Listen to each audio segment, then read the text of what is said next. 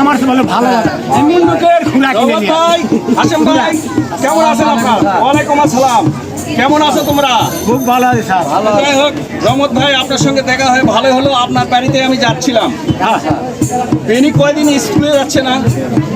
বেনির বেলা জ্বর জারি হয়েছে নাকি? ভাই খালি না গরম তাহলে আরে আরে গুয়াল ঘর যাওয়া যায় না, ব্যাগ লাড়বা যায় না, পাক ঘর যাওয়া যায় না, মানে ডেলি সমস্যা। আরে গুয়াল ঘর না গেলে তো গোবর তোমার তো ব্যবহার গুয়াল ঘর ঠিক হয় ভাই যাওয়া দেয় না।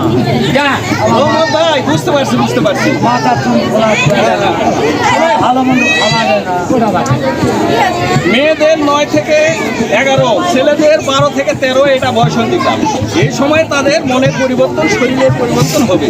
এই সময় তাদেরকে পরিষ্কার পরিচ্ছন্ন রাখতে হবে, পুষ্টিকর খাবার দিতে হবে।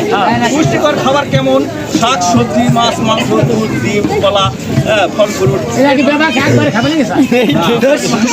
একবারে খাবে। শোনেন, শুধু সেটাই নয়, এই টাইমে ছেলে মেয়েদের মনে বিপরীত লিঙ্গের প্রতি আগ্রহ জন্মাবে। এই টাইমে বাবা মাকে তাদের সাথে একবার বন্ধুর মতো বলেন।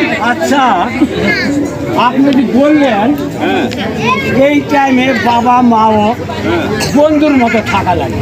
আচ্ছা, এইসব কথাবার্তা বাপ মা হয়ে ছেলেদের কেমন করে বলবেন?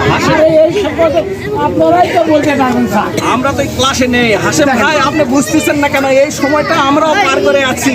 এই সময়ে যদি আপনি বন্ধুর মতো তাদের সঙ্গে আচরণ না করেন, তারা খারাপ বন্ধুর সঙ্গে মিলামিশা করে তারা নষ্ট হয়ে যাবে। বুঝতে পারছেন? তুই শোনাচ্ছ বুঝতে পারছেন? কথাগুলা করলেন, কথাগুলো মনে রাখা।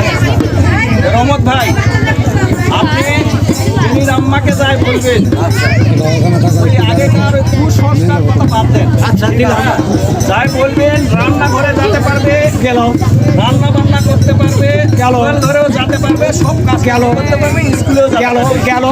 তবে পরিষ্কার পরিচ্ছন্ন তাহলে আপনি বেনির আম্মাকে যাই বুঝাই বলবেন, আর কাল থেকে স্কুলে পাঠাবেন। আচ্ছা।